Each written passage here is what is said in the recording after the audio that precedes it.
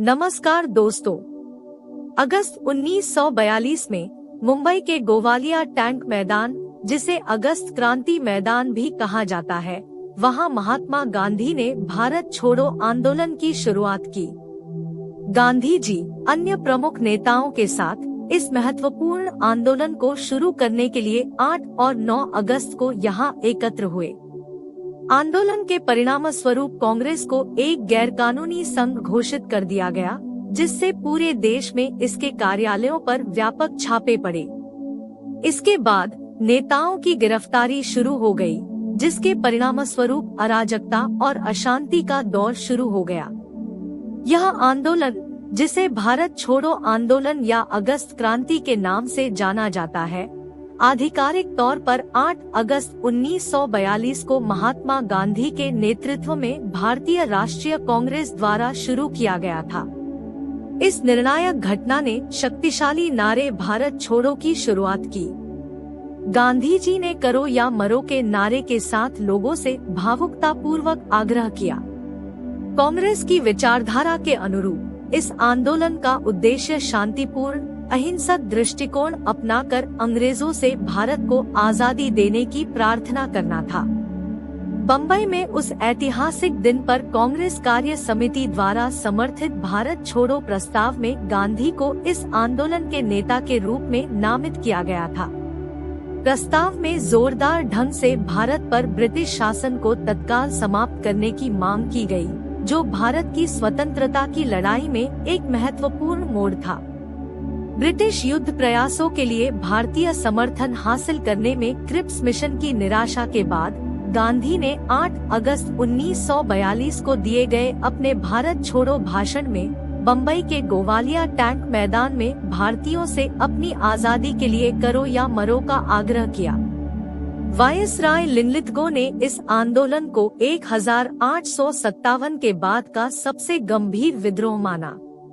Akhil Bharatiya Congress committee ने भारत से व्यवस्थित ब्रिटिश वापसी की मांग करते हुए एक बड़ा विरोध प्रदर्शन शुरू किया।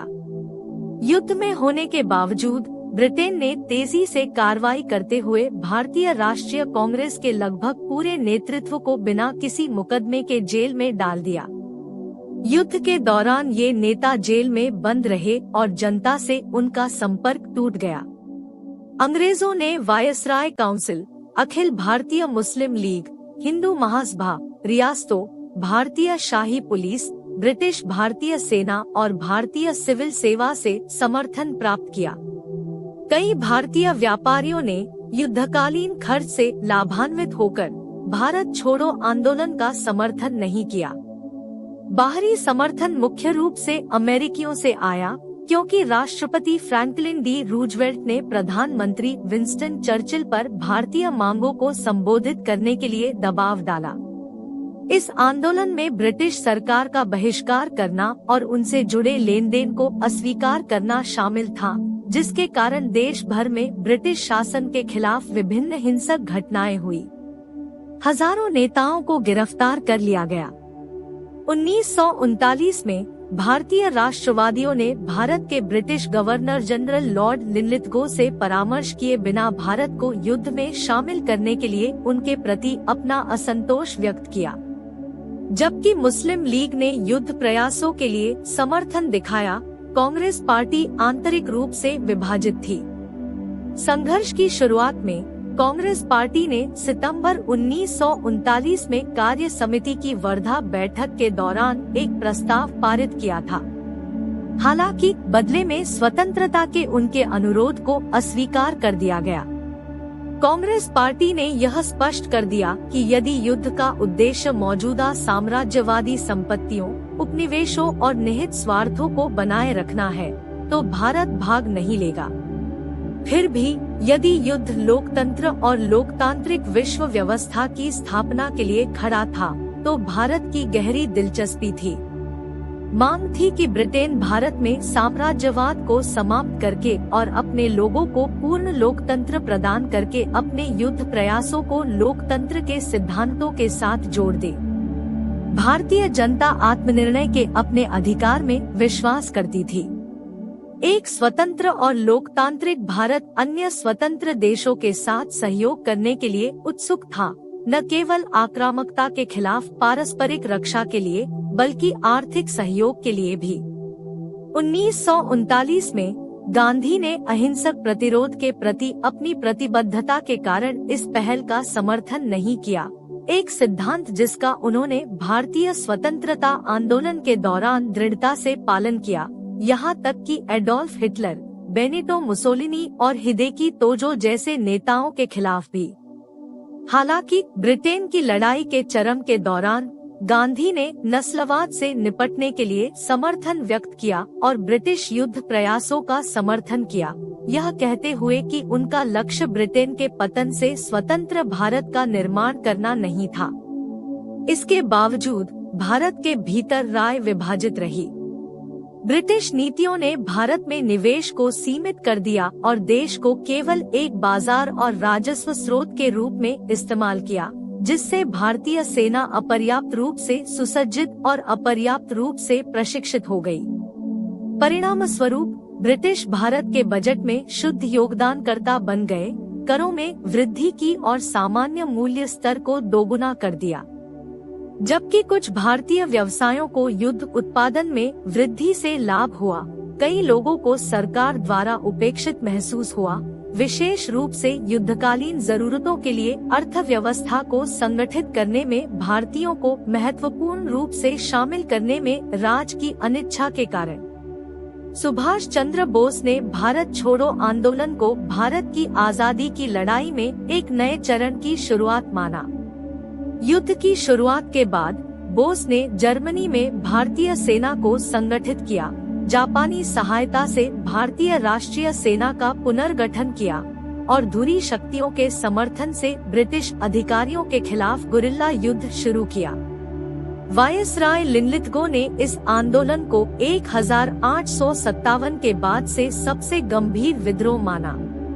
31 अगस्त को विंस्टन चर्चिल को एक टेलीग्राम में उन्होंने चिंता व्यक्त की, मैं 1857 के बाद से सबसे गंभीर विद्रोह से निपट रहा हूँ, जिसके पैमाने को हमने सैन्य कारणों से छुपाया है।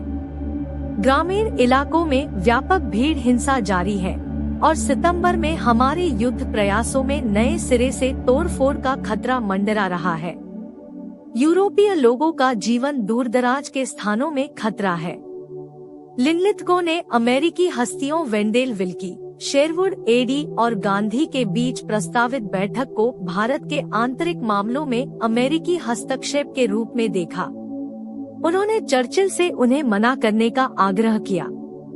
भारतीय राष्ट्रवादी भारतीय स्वतंत्रता के लिए अमेरिका के मजबूत समर्थन में विश्वास करते थे, लेकिन वे तब निराश हुए जब चर्चिल के इस्तीफे की धमकियों से प्रेरित होकर अमेरिका ने चुपचाप उनका समर्थन किया। मार्च 1942 में भारतीय उपमहाद्वीप में असंतोष और यूरोप में बिगड़ती युद्ध स्थितियों का सामना कर रही ब्रिटिश सरकार ने भारतीय राष्ट्रीय कांग्रेस के साथ बातचीत करने के लिए स्टैफोर्ड क्रिप्स के नेतृत्व में एक प्रतिनिधिमंडल भेजा। क्रिप्स मिशन के रूप में जाना जाता है।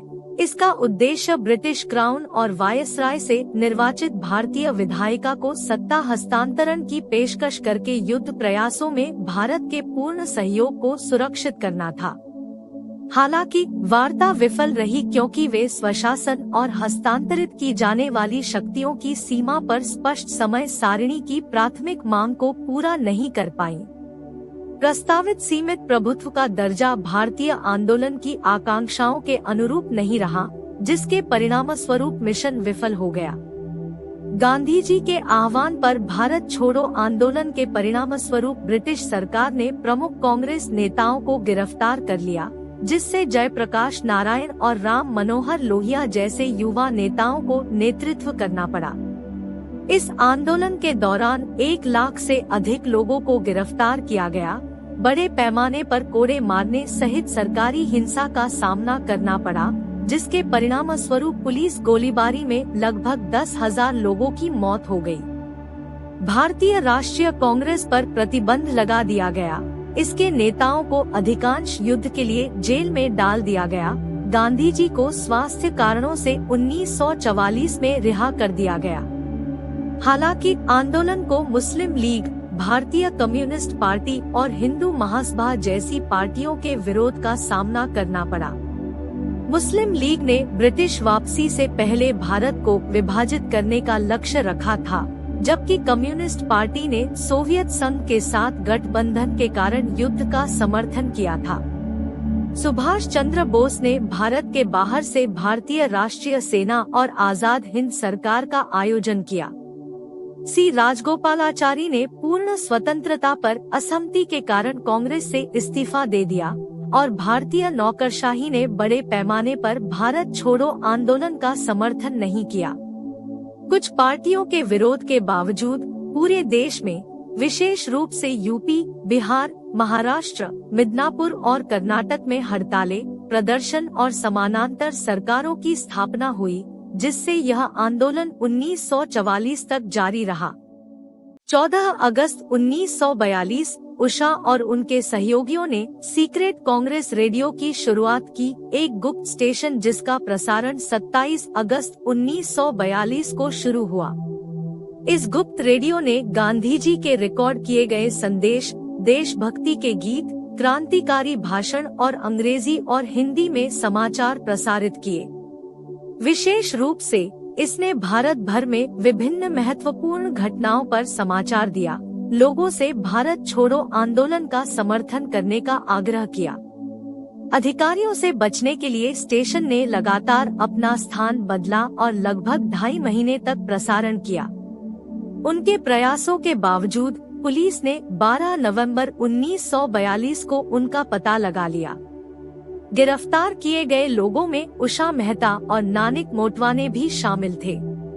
अपने मुकदमे के दौरान उषा चुप रही और खुद को बचाने के लिए एक शब्द भी बोलने से इनकार कर दिया। उन्हें 4 साल की जेल की सजा मिली और उन्हें पुणे की यरवदा जेल में रखा गया, जहां उनके स्वास्थ्य में गिरावट आई, जिसके कारण उन्हें जे अस्पताल में भर्ती कराया गया। मार्च 1946 में वह बॉम्बे में मुक्त होने वाली पहली राजनीतिक कैदी थी। 42 में अरुणा आसफ अली एक सक्रिय भागीदार थी, जिन्होंने अपने नेतृत्व और विरोध प्रदर्शनों के आयोजन में भागीदारी के माध्यम से भारत छोड़ो आंदोलन का समर्थन किया था। आंदोलन के दौरान उनका सबसे प्रतिष्ठित क्षण मुंबई के गोवालिया टैंक मैदान में भारतीय राष्ट्रीय कांग्रेस का झंडा फहराना था, जो ब्रिटिश शासन से भारत की पूर्ण स्वतंत्रता के आह्वान का प्रतीक था। अवज्ञा के इस कृत्य ने भारत के स्वतंत्रता संग्राम में एक महत्वपूर्ण क्षण और पूरे देश में भारत छोड़ो आंदोलन के लिए जबरदस्त समर्थन को चिन्हित किया। राम मनोहर लोहिया, सुचेता कृपलानी, यूसुफ मेहर अली, जय प्रकाश नारायण और बहुत सारे लोगों ने अपना अतुलनीय योगदान दिया। द्वितीय विश्व युद्ध के दौरान 1941 और 1945 के बीच जापान के खिलाफ संघर्ष में भारत अमेरिकी चीन बर्मा इंडिया के लिए एक महत्वपूर्ण केंद्र के रूप में उभरा। 1945 तक उन्नत प्रौद्योगिकी और मुद्रा का परिचय देते हुए कई अमेरिकी सैनिक पहुंचे। भारत की आजादी के लिए राष्ट्रपति फ्रैंकलिन डी रूजवेल्ट द्वारा समर्थित अमेरिकी आग्रह के कारण महत्वपूर्ण घर्षण उत्पन्न हुआ। चर्चिल ने इसका कड़ा विरोध किया। रूजवेल्ट ने अमेरिका के उपनिवेशवाद विरोधी रुख के साथ तालमेल बिठाते हुए और युद्ध के निहितार्थ और स्वतंत्रता के बाद संभावित अमेरिकी भूमिका पर विचार करते हुए भारत से ब्रिटिशों की वापसी की लगातार वकालत की। हालांकि चर्चिल ने इसका कड़ा विरोध किया, यहाँ तक कि रूजवेल्ट के अड़े रहने पर इस्तीफे की धमकी भी दी, जिससे रूजवेल्ट को पीछे हटना पड़ा। इसके साथ ही भारत ने चीन को सहायता पहुंचाने के लिए एक महत्वपूर्ण अमेरिकी आधार के रूप में कार्य किया। विशेष रूप से बंगाल प्रांत में पानागढ़ हवाई अड्डा 1942 से 1945 तक United states army air force 10वीं वायु सेना के लिए एक महत्वपूर्ण आपूर्ति परिवहन हवाई क्षेत्र के रूप में और एयर टेक्निकल सर्विस कमांड द्वारा B-24 लिबरेटर भारी बमवर्षकों के लिए एक रखरखाव डिपो के रूप में संचालित हुआ। भारत की स्वतंत्रता में लेबर पार्टी की भूमिका। ब्रिटिश लेबर पार्टी ने प्रमुख नीतिगत बदलावों और कार्यों के माध्यम से भारत की स्वतंत्रता की यात्रा में महत्वपूर्ण भूमिका निभाई। द्वितीय विश्व युद्ध के बाद 1945 में ब्रिटेन में लेबर पार्टी सत्ता में आई और औपनिवेशिक शासन के प्रति एक अलग दृष्टिकोण लेकर आई। निर्णायक क्षण 1946 में लेबर सरकार द्वारा प्रस्तावित कैबिनेट मिशन योजना थी, जिसका उद्देश्य भारत की स्वतंत्रता के लिए एक रूपरेखा तैयार करना था। इस योजना में प्रांतों के लिए स्वायत्तता और अलग होने के अधिकार के साथ भारत के लिए एक संघीय ढांचे का प्रस्ताव रखा गया था। इसके अतिरिक्त इसने भारत के भीतर विभिन्न समुदायों की मांगों को समायोजित करने के इरादे से एक कमजोर केंद्र और प्रांतों के लिए पर्याप्त शक्तियों की वकालत की। इसके अलावा लेबर पार्टी के नेतृत्व, विशेष रूप से क्लेमेंट एटली और स्टैफोर्ड क्रिप्स जैसे लोगों ने भारत की स्वतंत्रता की बढ़ती मांग और सत्ता के शांतिपूर्ण हस्तांतरण की आवश्यकता को पहचानने में महत्वपूर्ण भूमिका निभाई। गांधी, नेहरू और जिन्ना जैसे भारतीय नेताओं के साथ बातचीत के लिए उनके समर्थन ने अधिक सौहार्दपूर्ण समाधान की ओर बदलाव का संकेत दिया। हालांकि भारत की आजादी केवल लेबर पार्टी के कारण नहीं हुई, उनकी नीतियों और प्रयासों ने बातचीत की दिशा को महत्वपूर्ण रूप से प्रभावित किया और 1947 में सत्ता के अंतिम हस्तांतरण के लिए मंच तैयार किया। लेबर पार्टी के दृष्टिकोण ने पारंपरिक औपनिवेशिक दृष्टिकोण से प्रस्थान को मान्यता दी।